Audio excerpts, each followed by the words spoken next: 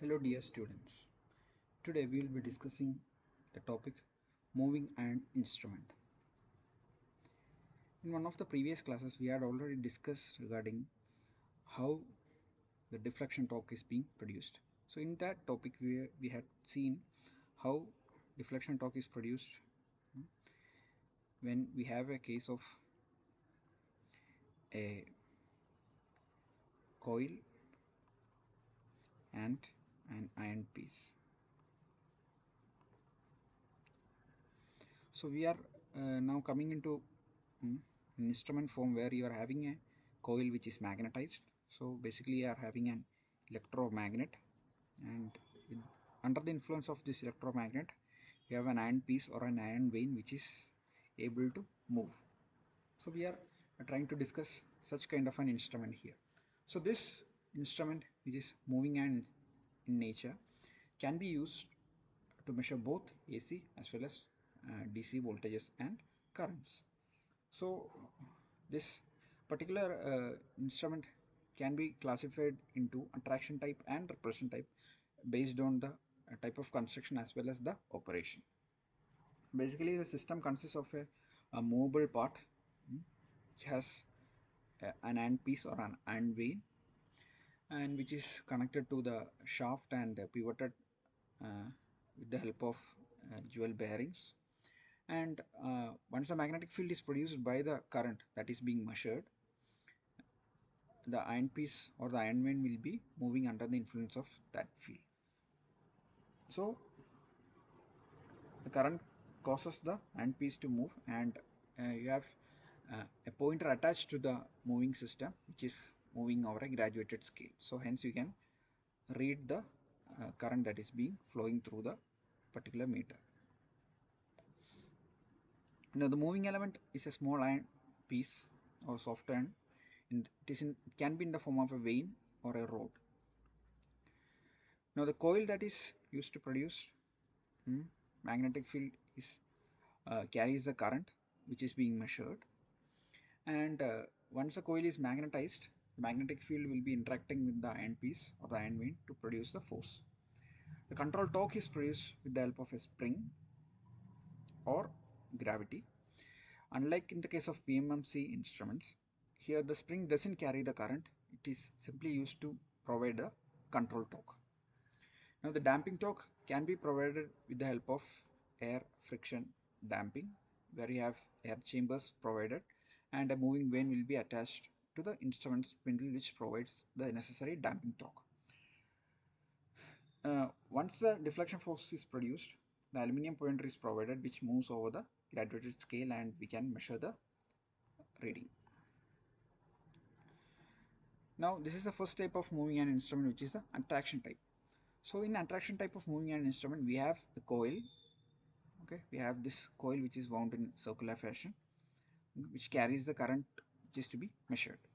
Now this is a coil we have, and then you have an iron piece or an iron beam or an iron piece here, which is attracted under the influence of this particular magnetic field. So this is free to move. This particular arrangement is attached to a spindle or attached to the shaft, which is free to move. So once the current flows through the coil, magnetic field is produced, and under the influence of that magnetic field some force is generated on this particular iron piece. So this iron piece will be attracted towards the or attracted into this magnetic field. Okay, so under that process what happens, once the iron piece is attracted, you have the pointer which is connected to the iron piece, and the pointer will be moving under due to that force, and you have a graduated scale available. Okay. Here you have control weight also provided. Here this particular image shows that you have a gravity control being provided, so that you are trying to provide control torque with the help of gravity. So here also you can see that you have an air damping chamber or a air friction damping being provided. So here you have a vane. So this is a particular vane which is moving in this chamber.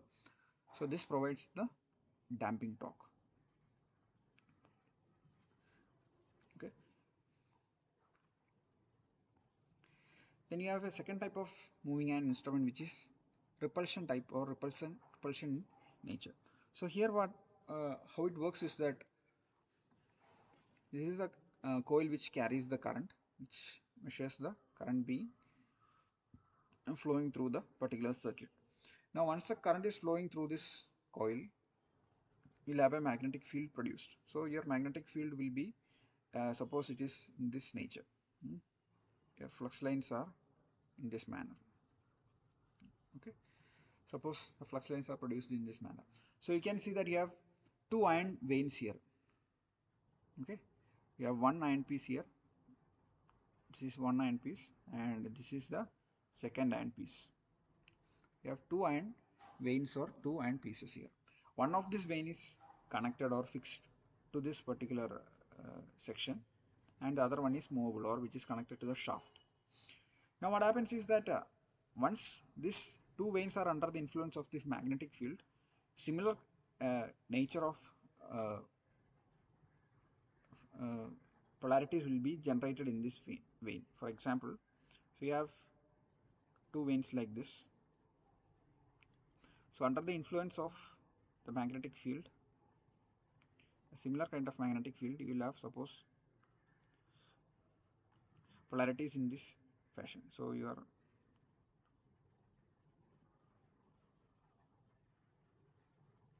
similar kind of polarities will be generated and developed in this particular two veins. Now what happens is that here you can see that these two veins are close to each other and you have similar polarities coming here. So there will be a force of repulsion between these two veins, because you have similar kind of polarities being generated here. So there is a force of repulsion, and since one of these is fixed, suppose this is a fixed one and this is free to move. Okay, so the one which is free to move will be repelled away from this fixed vein, and you have a pointer attached to this, and the pointer will be deflecting. So again you have two types of construction available in case of repulsion type of instrument. The first one is a radial vane type, where your construction is like this, and you have an axial vane type where you have construction like this. That is, axially this repulsive force is generated and the vane will be moving axially along the axis of this particular path. Now this is another kind of image that you have.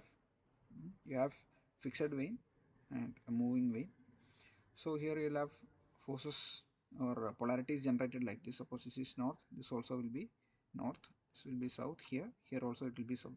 So you'll have similar polarities generated, and this polarities will cause this particular moving vane to uh, repel away from this fixed vane, and you have shaft provided, or this movable vane is connected to the shaft, and this shaft is in turn connected to the pointer. So the pointer will be deflecting under the influence of this repulsive force. So this is the top view of this particular particular instrument. Again, in coaxial vane type, here also you will have a north pole and south pole generated, and this movable vane will be moving, and you have pointer connected to this movable vane, and once a vane rotates or vane deflects or repels away from the fixed vane, this pointer also deflects, and you can see the reflection on the calibrated scale. So this is again the top view of coaxial vane type. So here we can see that you have spring provided. The spring is used to provide the control torque in the instrument. Gravity also can be provided. Gravity type of control also can be provided. So in this particular figure, spring is being provided. Now you have to remember that spring doesn't carry the current which is being measured. It is simply used to provide the control torque. The current is carried uh, by this particular coil which we have seen. So this carries the current, and this iron piece or the iron vein will be attracted or repelled under the influence of this particular um, magnetic field which is produced by the current. So once the strength of the current increases, the magnetic field also increases, and hence the repulsive or attractive force also increases. So you'll have more deflection. So that's how this particular instrument works. So hope you have got an insight into the construction and working of this moving and instrument.